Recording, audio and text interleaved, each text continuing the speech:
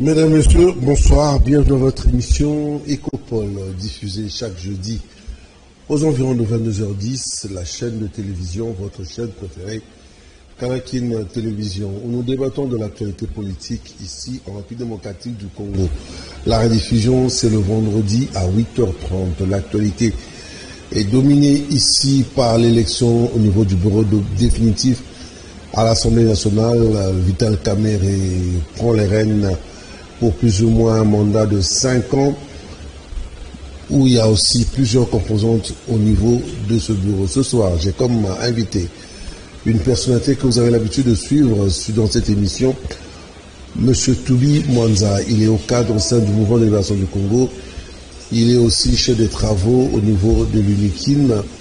Il est aussi psychologue de formation. Avec nous, nous allons devoir parler de l'actualité ici en République démocratique du Congo. M. Toubi Mwanza, bonsoir, comment vous allez? Bonsoir, monsieur le journaliste. Ça va très bien par la grâce de Dieu. Nous avons pratiquement attendu presque 6 mois pour avoir un bureau définitif. Donc on parle des textes qu'on doit changer pour ne plus retomber dans ce genre d'égarement.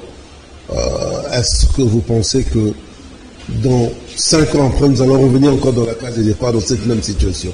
D'abord, comment, dans cette durée, est-ce que c'était des erreurs au niveau des textes ou c'était plutôt des égos des politiciens avant d'entrer directement dans les élections? Enfin, on peut dire, je peux réagir en disant enfin la fumée blanche est là, parce que ça introduirait, bloquer même d'autres éléments sur le fonctionnement des institutions. Qu'à cela ne tienne, comme vous venez de le dire, il faut revisiter peut-être quelques textes, quelques articles. Est-ce que c'est nécessaire? Avec les politiciens congolais, vous leur laissez l'opportunité de visiter les textes. Est-ce qu'ils ne vont pas tripoter? Parce que je suis trop sensible à tout mouvement qui touche la Constitution. Parce que je m'excuse parce que là, je dois vous interrompre. Est-ce qu'il faut aussi, après les élections, attendre 6 mois? C'est ça le problème, alors que vous savez que nous sommes dans une situation précaire qui ne commande pas d'aujourd'hui, il faut le reconnaître. Oui, monsieur le journaliste, c'est pas mauvais d'adapter la loi par rapport à la dynamique de la société, de notre société. Et c'est pas aussi mauvais d'adapter la loi par rapport à la dynamique de la vie politique de notre pays, de notre société. Mais les problèmes, c'est avec quel type d'homme? Très important. C'est là où moi comprenez que je suis psychologue. Parce que est-ce que l'homme congolais, en réalité, l'homme congolais a des prédispositions d'aider les pays? C'est là où il y a un problème. C'est vrai qu'il y a l'évolution dans la société. C'est vrai qu'il y a des choses qui nécessitent à ce que la loi encadre. Mais quel type d'homme? Regardez, notre Assemblée nationale est composée de quel type d'homme? Notre Assemblée nationale est composée, si vous prenez, je ne veux pas exagérer, vous prenez 60% de quel type d'homme? Ça c'est, vous comprenez que je n'ai pas exagéré. J'ai pris 60% et je me pose la question, quel type d'homme? C'est ça le problème. Comprenez, messieurs les journalistes, que c'est 60% le type d'homme très dangereux, très compliqué pour la société. Et vous leur demandez de chercher à tripoter, à modifier la loi, à modifier les textes. C'est là où il y a un problème. Mais la réalité est que les textes méritent d'être revus. Mais attention, je l'ai toujours dit et je le répète dans cette émission, messieurs les journalistes, il y a des personnalités à consulter, notamment Bemba Gombo Jean-Pierre. Ces messieurs, les Congolais négligent certains aspects. Quand je l'ai dit, c'est la personnalité que Dieu avait donné la responsabilité, c'est celui qui avait convaincu tout le monde à Sun City. Faisons un effort. C'est Jean-Pierre Bemba Gombo qui avait accepté qu'on aille les référendums. Et par référendum, la RDC a aujourd'hui la Constitution. Voilà pourquoi on ne peut pas toucher à un article sans que Bemba soit informé. Et c'est très important. Voilà pourquoi j'ai émis mon inquiétude par rapport au type d'homme. Est-ce que cette catégorie d'hommes qui compose... Où il y a beaucoup d'ego. Où il y a beaucoup d'ego. Vous savez que ces égos deviennent de plus en plus très dangereux pour la société congolaise. Parce que vous savez que l'ego, quand on se met lui-même, vous-même, vous vous mettez au centre d'intérêt, vous devenez dangereux que tout le monde dans la société. Et c'est cette catégorie, comprenez 60% d'ego réunis. Chacun voit son intérêt. Et vous pensez que ces genres de personnalité peuvent produire quelque chose pour l'évolution de la société. Non. Voilà pourquoi il est important d'aller d'abord consulter le sage Bemba Gombo Jean-Pierre, le prophète politique, alors le fils de l'homme, le maître d'école, c'est lui qui avait la charge en 2004, qui avait porté le poids du référendum pour doter la RDC de la constitution que nous avons. Quelqu'un m'a posé une question hier, monsieur le journaliste. Déjà, pour avoir ce bureau définitif, il y a eu beaucoup de tractations. Les Bakongo appellent ça les Kinzonzi. Beaucoup de Kinzonzi. Beaucoup de tractations, le président, beaucoup d'incompréhensions. Est-ce que aujourd'hui le bureau est élu? Ce bureau, il n'y aura pas des blocages pendant ces 4 ans de ce mandat? Parce que vous savez qu'il y a des têtes qui n'ont pas plu aux députés, il faut qu'on se le dise. Il y a des gens qu'on a cités, qui ne plaisaient pas, et Mosso est resté. C'est vrai qu'il a été élu, mais bon, est-ce que vous pensez que les choses vont aller dans le bon sens? Dans la globalité, je voulais dire. Merci, monsieur le journaliste, pour votre sage question. Monsieur le journaliste, je réponds à ces mots. Dans ces bureaux, nous avons des hommes politiques et nous avons aussi des hommes d'État. Le bureau est composé des hommes politiques et des hommes d'État. Les hommes politiques, ils ne voient que leurs intérêts. Après les élections, je vais gagner quoi?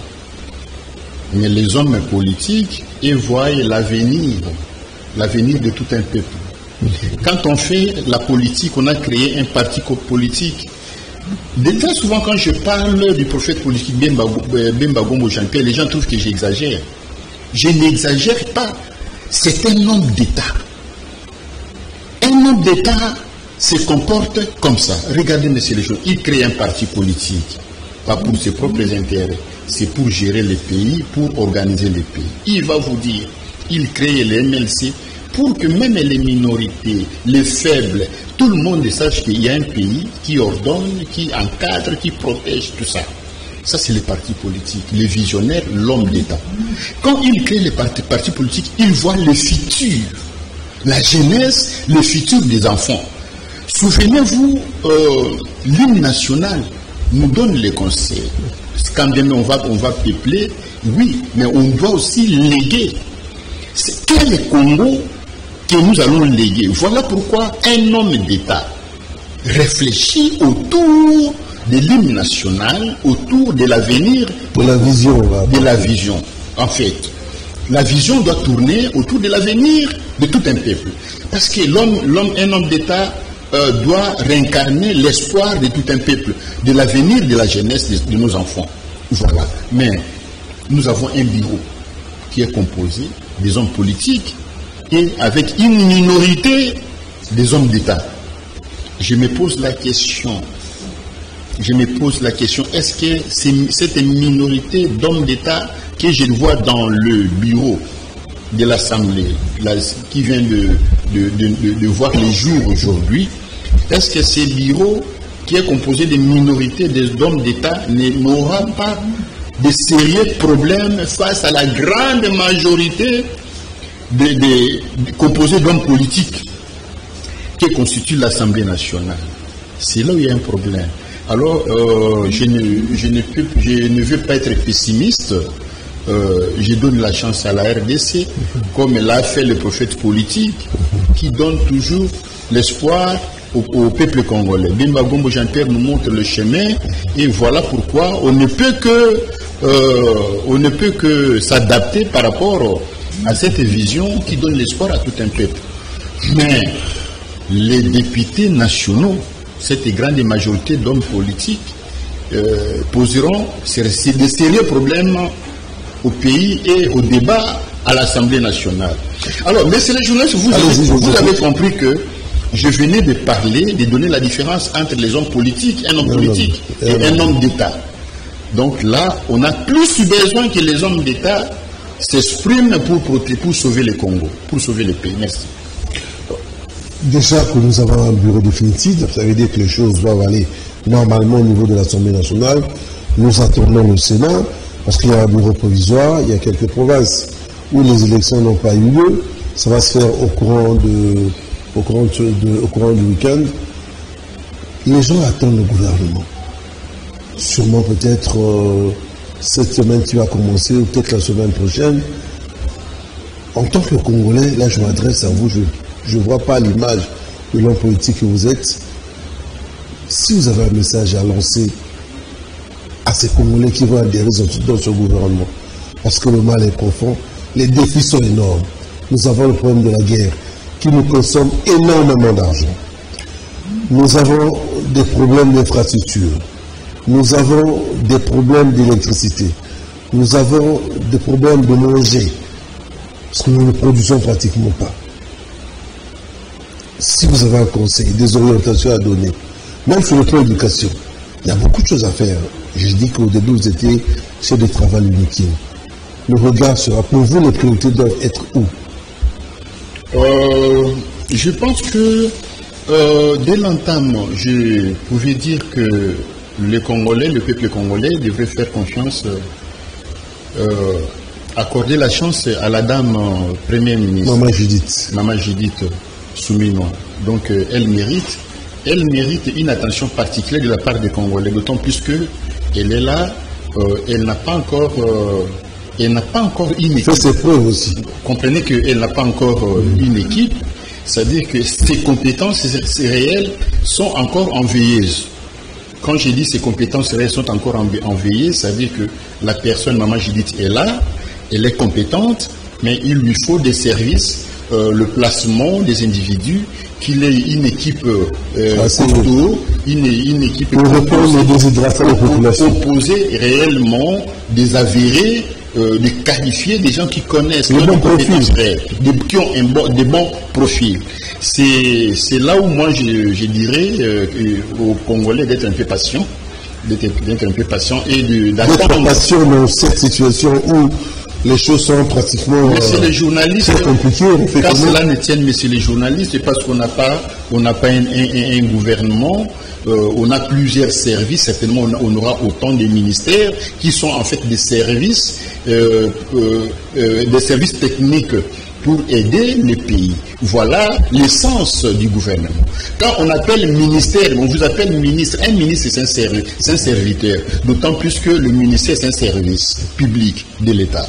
Donc, au moment où la dame ministre n'a pas encore une équipe, des services pratiques, on doit encore garder notre souffle, prendre notre mal en patience, de manière à ce que dès que l'équipe est annoncée, publiée, là, on pourra l'accorder, l'évaluer, si on peut prendre le risque d'aller en termes de 100 jours, autant de jours, et finalement, n'est-ce pas, voir les résultats, comment les choses vont se présenter. Quelqu'un m'a dit de vous poser la question, comment vous expliquez cette grandeur d'esprit au niveau du MLC. Madame Caroline Bemba était candidate au niveau du bureau définitif. Mais les enjeux politiques n'ont pas permis à ce qu'il puisse revenir. Comment vous avez, vous personnellement, ou au niveau du parti, ce silence, ce calme, cette grandeur d'esprit, comment vous expliquez ça? Mais si les journalistes, que les téléspectateurs, le Congolais découvrent, on appelle ça la noblesse dans la pratique de la politique. Voilà les hommes d'État. Maman Caroline. C'est comme notre visionnaire Dimbagombo Jean-Pierre. Ils sont l'esprit supérieur de la politique, l'intelligence et la sagesse de la politique. Voilà ce que le peuple congolais a besoin. Voilà cette intelligence, cette sagesse politique qui mène la RDC au centre de l'intérêt. Voilà, je venais de présenter la différence entre un homme politique et un homme d'État. Vous découvrez que Maman Caroline Bemba, alors honorable, l'honorable Caroline Bemba, c'est un bon profil. A un très bon profil d'un homme d'État, s'il vous plaît. Regardez, il dit que faire, aider la RDC à aller de l'avant. Et elle a accepté elle a aidé la RDC d'aller de l'avant. Contrairement aux hommes politiques qui se disputent par rapport à avoir des postes. Donc c'est la sportivité que là, vraiment, non, c'est comme ça que je suis dans la joie. Vous savez, messieurs les journalistes, c'est une fierté d'être étudiant, apprenant dans une école politique dont Bemba Gombo Jean-Pierre est le maître d'école. Parce que là, on apprend la grandeur, on apprend comment devenir un homme d'État. C'est-à-dire qu'aujourd'hui, l'État congolais peut te confier la responsabilité. Est-ce que vous allez vous-même vous mettre au centre ou vous allez servir la République démocratique du Congo qui a besoin de l'apport de tout un chacun? Voilà là où nous retrouvons. Vous comprenez, messieurs les journalistes, que Madame Bemba Caroline a fait preuve d'être une grande dame avec un grand esprit politique, d'une femme d'État. Elle a démontré que voilà, la RDC doit avancer. Merci, messieurs les journalistes. Je découvre que vous avez des questions hautement sages, avec une intelligence de votre travail qui nous corrobore dans les champs politiques. Enfin, un grand merci pour des questions comme ça. Merci beaucoup. L'actualité, c'est aussi l'événement qui s'est déroulé ici. C'était dans la nuit du samedi à dimanche, où on a failli pratiquement attenter à la vie de l'ancien ministre de l'économie. Comment on peut qualifier cela? C'est des soubresauts ou c'est des gens qui essaient de nuire aux institutions? Et prochainement, on doit être vigilant pour éviter ce genre de scénario, parce que quelque part, ça avilit la République démocratique du Congo. Même si les FARDC ont pris les dessus, le tout est redevenu normal. Mais est-ce que prochainement, on ne peut pas mettre des garde-fous pour éviter ce genre de scénario? Farouchement et énergiquement, je condamne cet acte. Bien entendu. Pour la simple raison que je suis en train de le dire. Je suis en train de le dire, messieurs les journalistes, depuis Sun City, en passant par le référendum de 2004, Bemba Gombo Jean-Pierre, le prophète de politique, le maître d'école, alors Nsongandi là, cette fois-ci j'avais Nsongandi là, a montré, oui bien sûr, a montré les chemins. Ça c'est pas moi, c'est pas le Congolais qui l'attribue des noms. A montré les chemins pour dire aux Congolais plus jamais personne n'accédera au pouvoir par les voies des armes. Et messieurs les journalistes, ce sont des leçons que le maître d'école est en train de donner aux pratiquants de la politique congolaise. Mais malheureusement, on fait la politique. On n'arrive pas à pénétrer cette grandeur d'espace d'esprit que Dieu a donné à Bemba Gombo Jean-Pierre, qui nous oriente vers l'État d'être considéré comme des hommes d'État. Or, vous ne pouvez pas faire la politique tout en restant homme politique. Regardez. Ce sont des attitudes à décourager. Depuis 2006 jusqu'à aujourd'hui, nous avons 4 cycles électoraux, messieurs les journalistes.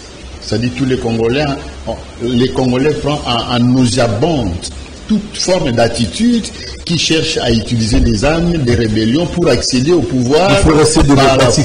Donc, c'est pour dire que nos frères, ceux qui ont osé, effectivement, ils se sont trompés.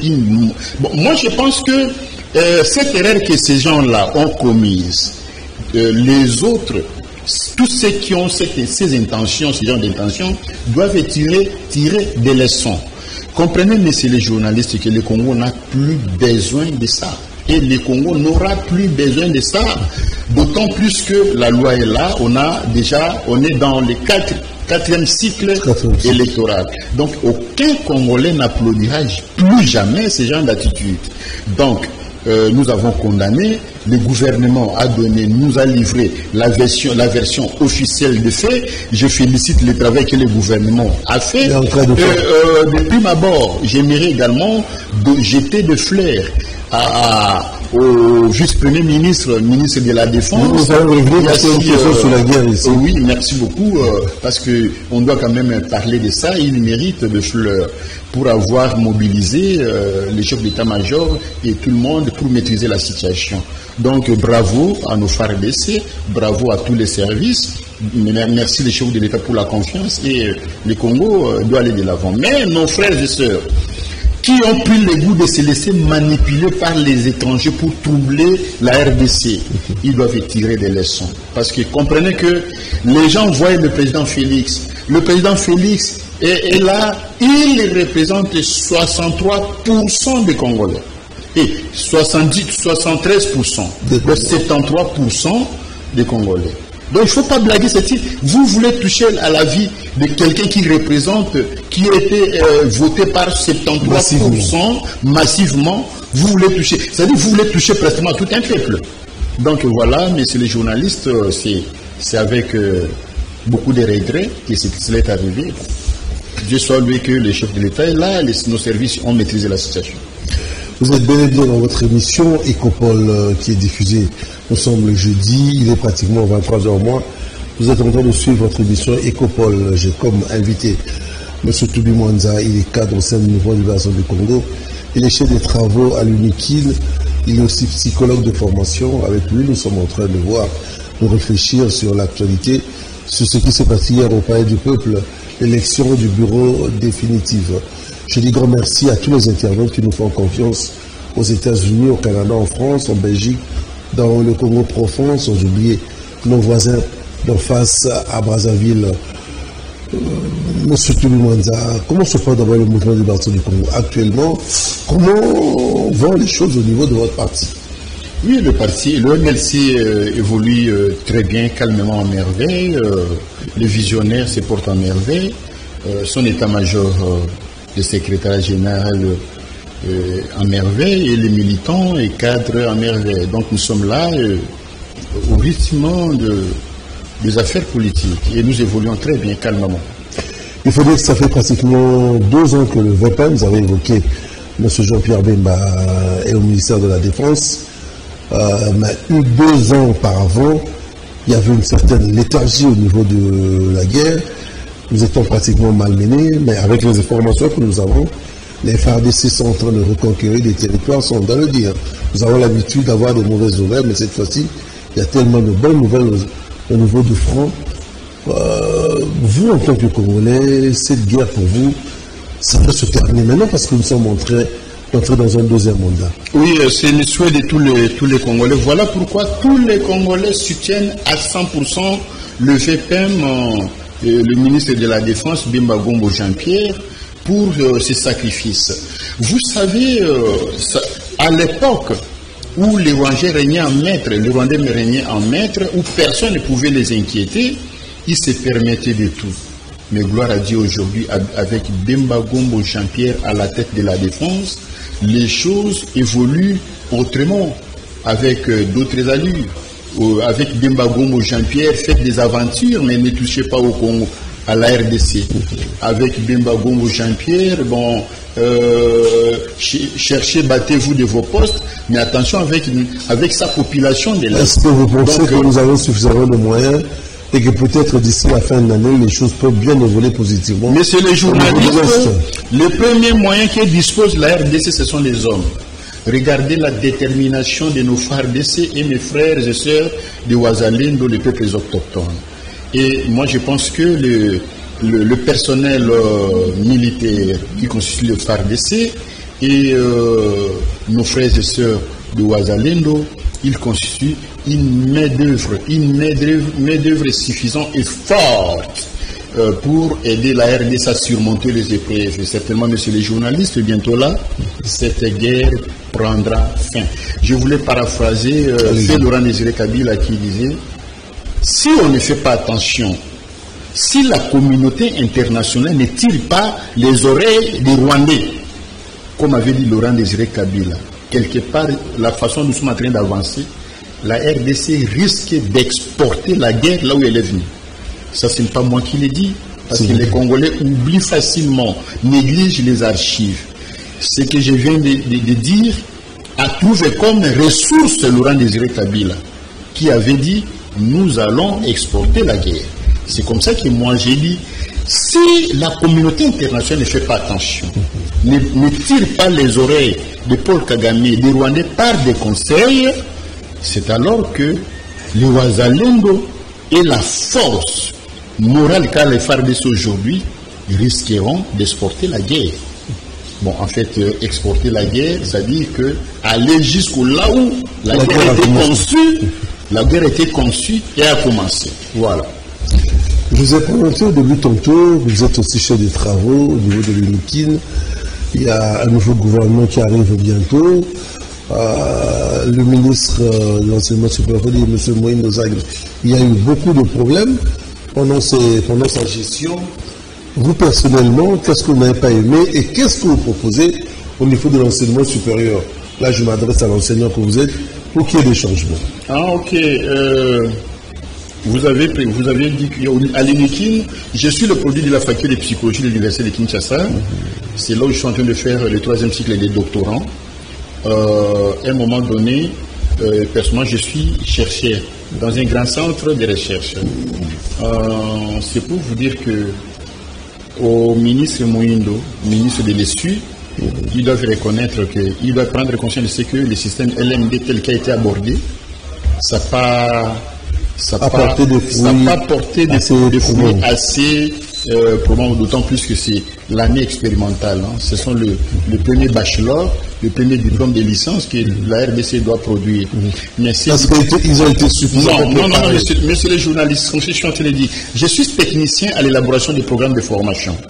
Alors, c'est pour vous dire, monsieur les journalistes, c'est ce que je suis en train de dire, je suis comme un poisson dans l'eau.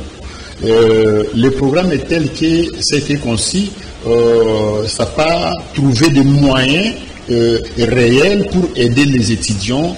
Les moyens, c'est l'État qui doit les mettre, effectivement. Oui, mais bien sûr, l'État n'a pas mis suffisamment de moyens pour permettre aux enseignants de produire la qualité d'étudiants pour le marché d'emploi, comme l'avait souhaité le président de la République quand il avait signé l'ordonnance lançant la création ou l'initiation du début du système LMD.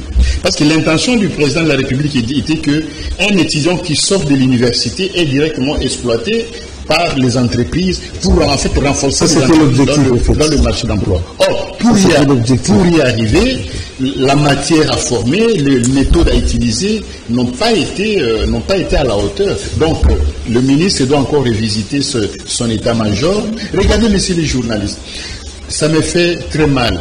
Les professeurs disent, c'est les premiers professeurs que le ministre de l'ESU avait envoyés pour faire le coaching par rapport au système LMD. Ils ont dit à leurs amis, LMD c'est enseigner autrement. Et finalement, tous les enseignants se sont dit, enseigner autrement, c'est quoi encore, c'est comment. Et sans explication claire, tout le monde s'est dit, bon, maintenant enseigner. Donc, si vous enseignez debout, donc il faut s'asseoir, enseigner. Or, il y avait beaucoup d'implications, beaucoup de facteurs qui devraient intervenir. Donc, ils sont conscients. Les universités sont conscientes, les enseignants sont conscients de ce que, bon, il y a un nouveau ministre qui arrive. Là, je peux lui proposer les améliorations, qu'il fasse asseoir le technicien à la matière pour réfléchir en termes des améliorations, parce que nous sommes 3 ans déjà, nous consommons la 3e année, première année expérimentale, donc je peux dire que on peut, parce que l'LMD existe déjà, donc là on peut parler, réfléchir en termes des améliorations. Donc avec Maman Judith et son équipe, c'est lui qui aura la responsabilité de ces ministères, doit venir avec des innovations pour des améliorations. Voilà ce qu'on peut retenir par rapport au... Vous avez évoqué une phrase que j'ai beaucoup aimée, les techniciens. Est-ce que la plupart des Congolais sont partis à l'étranger? Avons-nous encore des techniciens à ce niveau? Oui, on a des techniciens. En passant une petite parenthèse, ouais, vous savez que je suis en train de réfléchir sur l'encadrement anticipatif des enfants au potentiel, les enfants surdoués. les enfants exceptionnels. Donc il faut prendre, je suis en train de penser, il faut prendre ces enfants dès le bas âge, à partir de 5e, 6e, les encadrer. Il y en a beaucoup ici aussi. Les encadrer pour le métier, il y en a beaucoup. C'est pour dire que si aujourd'hui on peut constater qu'il y a une crise des techniciens par rapport dans le système de l'enseignement, il y a toujours moyen d'en avoir. Il y a toujours moyen de préparer la jeunesse pour le futur. Et ça, c'est le rôle de nous qui aspirons à devenir les hommes d'État. Voilà. Aujourd'hui, la République démocratique du Congo est dans une situation, comment je veux dire, sur le plan international, nous ne sommes pas isolés, mais il y a beaucoup d'incompréhension. Nous entrons bientôt, nous allons bientôt à la moitié de l'année. Il faut penser avoir un gouvernement très fort pour essayer de relever les défis. Et sur le plan universitaire, qu'est-ce que vous pensez? Oui, c'est dans la globalité, en fait. Oui, mais c'est les journalistes qui viennent de découvrir qu'en RDC, nous avons une génération d'enfants dont Dieu a doté des potentialités scientifiques, intellectuelles considérables. C'est question de les encadrer proprement et les universités produisent, mais pas des cerveaux inutiles. Les universités produisent des cerveaux qui peuvent aider le pays. Le problème est que l'organisation sur terrain et l'orientation. Je peux vous donner un exemple. Je connais dans notre société, vous prenez le ministère, par exemple, le ministère du Travail, qui a, par exemple, l'Institut, on appelle ça comment encore? L'Institut national de préparation professionnelle, l'INPP. Son organe technique pour la formation, l'encadrement de la jeunesse, l'apprentissage des métiers pour les jeunes. De l'autre côté, vous avez un autre organe technique, ONEM, Office national de l'emploi, qui s'occupe des placements de cette jeunesse aspirant à l'emploi dans des entreprises. Mais c'est question que ces deux organes techniques soient mis en exergue, puissent travailler en collaboration au profit de la jeunesse, surtout issue du système LMD. Un autre élément, il y a le ministère de la formation professionnelle, dont les attributions sont liées à la qualification professionnelle de la population active, dont la jeunesse désœuvrée, où ils doivent les apprendre le métier. Donc vous comprenez, messieurs les journalistes, que toutes ces structures, tous ces services devraient travailler en synergie. Messieurs les journalistes, je suis désolé de vous informer que malgré la bonne volonté du chef de l'État, toutes ces structures travaillent chacun pour soi et on ne sent pas la synergie. Est-ce que ces structures sont très bien financées aussi? Ça aussi, c'est justement le grand problème. Messieurs les journalistes, à la mesure du possible, ils vivent tant bien que mal, mais ils sont capables de s'organiser pour doter les pays au moins d'une synergie considérable. Et sans oublier le ministère des petites et moyennes entreprises avec les départements de l'entrepreneuriat. Le département de l'entrepreneuriat devrait créer à aider les jeunes avec les incubateurs. Un étudiant qui termine ses études avec le système LMD, c'est matériel didactique. Il vient avec son projet, bancable bien sûr. Et la partie, les départements et entrepreneurs incubateurs, ils peuvent prendre cet étudiant, le financer ou le brancher, le connecter avec une institution financière et le projet est financé et l'étudiant peut créer son activité génératrice des revenus. Malheureusement, vous comprenez, je parlais presque de 4 systèmes, de 4 services qui devraient travailler en synergie pour aider la jeunesse désirée d'aller de l'avant. Monsieur le journaliste. À une certaine époque, je me rappelle dans les années 80, 85, 90, des gens très jeunes, nous avons eu beaucoup de partenaires extérieurs. Il y avait des Belges qui venaient nous assister, il y avait aussi des Haïtiens. Mais est-ce qu'il n'y a-t-il pas moyen, avec la mondialisation, de venir aussi de faire appel à des experts au niveau d'autres pays étrangers pour venir rehausser le niveau aussi? Justement, je pense que on les appelle les partenaires financiers techniques. Donc, avec le gouvernement, Maman Julie Souminois et ceux qui l'aiment, ceux qui aiment le chef de l'État, ceux qui vont suivre cette émission, s'ils trouvent intérêt, c'est-à-dire que le Congo a besoin de tous ses partenaires qui peuvent nous aider à accompagner la jeunesse. Comprenez, mais c'est les gens, n'oubliez pas que nous sommes dans une société où on se plaint trop avec le développement de la délinquance juvénile. Les enfants disent qui sont pratiquement abandonnés, qui se sentent abandonnés. Pourtant, c'est une main-d'œuvre qui traîne à la rue, messieurs les journalistes. Ces enfants, ces jeunes désirés, ils peuvent être récupérés, formés et finalement devenir utiles, alors très utiles à la société. Est-ce que c'est impossible? Non, c'est possible. C'est question que le gouvernement se concentre et que cette responsabilité soit confiée réellement aux techniciens. Je pense que, comme je suis en train d'expliquer, vous comprenez que c'est un technicien à la matière. Que vous êtes dans votre assiette. Voilà, donc les choses sont tellement claires. C'est ça la vérité, monsieur les journalistes. Bon, nous tournons pratiquement vers la fin de cette émission. On retient quoi sur le plan politique? Hier, il y a eu l'élection du bureau définitif. Il y a un nouveau bureau. Bientôt, il y aura un gouvernement. On garde espoir. Oui, on retient la philosophie de Bemba Gombo Jean-Pierre qui met le Congo au centre d'intérêt de tout. La RDC doit bénéficier de nous tous, la RDC doit gagner et la RDC doit aller de l'avant. Voilà les rêves de Bemba Gombo Jean-Pierre, voilà les soucis de Bemba Gombo Jean-Pierre. Abat les intérêts égoïstes, Congo d'abord. Le fair play. Le fair play aussi. Oui, le fair play, c'est un trait caractéristique d'un homme d'État. Ça, on ne peut le pousser que dans Bemba Gombo Jean-Pierre. Et peut-être nous les aspirants, nous qui rêvons un jour, parce que nous sommes de cette école, qui rêvons le Congo, voir le Congo émerger, et là nous nous comportons en apprenant pour devenir les hommes d'État réels. Comprenez que il faut même contrôler les émotions, les sentiments dans la pratique de la politique. Pas des excès nuisances. Non. Ça, là, c'est l'égoïsme. C'est l'égoïsme. Laissez le Congo, mettez le Congo au centre d'intérêt du développement. Et là, tout le Congolais va se retrouver. Donc, si on imite Bemba Gombo Jean-Pierre dans cette logique-là, le Congo sera grand. Et nous autres, on aura aussi des esprits grands. Voilà. Merci beaucoup, monsieur Toubi Mwanza. Je rappelle que vous êtes cadre au sein du mouvement de libération du Congo, chef de travaux à l'UNIKIN.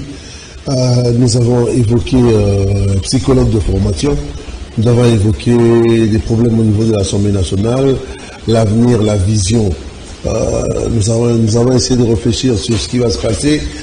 Et surtout, la priorité, c'est mettre des stratégies en place pour permettre aux populations de respirer, de vivre en paix, d'avoir de quoi mettre sous la dent, de se soigner, de se prendre en charge, éviter de stresser les populations. Parce que la situation sociale est assez compliquée. Encore une fois, merci d'être venu. Merci, messieurs les journalistes.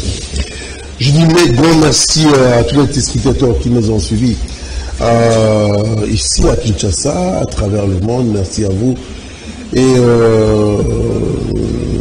nous présentons nos condoléances à Maman Massa Ngouzani. Elle est présidente de la Ligue de femmes de Funa 1 qui a perdu son frère Otis Poka, un ancien de la garde civile. Vraiment, c'est dans des moments assez compliqués, difficiles. Nous espérons que l'Éternel des armées va vous donner suffisamment de force pour surmonter cette dure épreuve. Merci à l'équipe technique au niveau de la réalisation, Freddy Takidi. Merci à toi, Véambata. Merci à Franck Mahanda. Merci à vous encore, M. Toubi Mwanza. Voilà, c'en est fini pour ce soir. Les questions, on va vous les remettre. L'émission continue sur la chaîne YouTube de Canal Kin Télévision. La rediffusion, c'est vendredi à 8h30 avant l'émission Canal Kin. Avant l'émission Canal Presse. Allez, je vous dis bye bye, prenez votre soin de vous.